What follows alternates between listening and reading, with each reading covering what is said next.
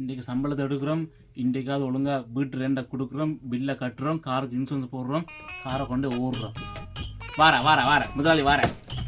Okay முதலாளி, பண்ண சம்பள கவரம் அப்ப என்னது காது வெடிக்கும்.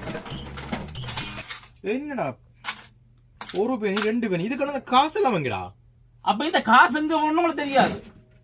டேய் நானே இங்க பில் லெட்டர் காசு 2 காசு இருக்க வந்தா எம்டி ஆகல. எங்கடா போனது? ஏ பில்லும் கட்டலையாப்பா? எங்க காசுங்க அது சொல்லு பதில.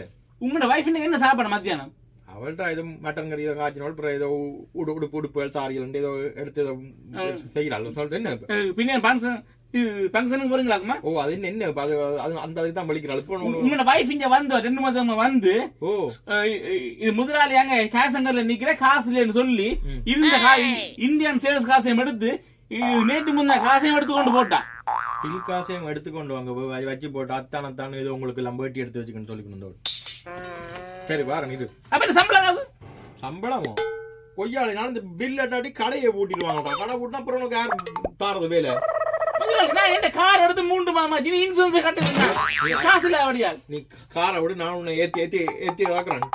சம்பளம் தான் மந்த் தாரன் இருறான். இந்த முதலாளி மேலே இப்படித்தான் சம்பள நாள்லாம் இங்க வாரது கடை பக்கம் வர வந்து சொல்ற பில் கட்டில அது கட்டில இது கட்டில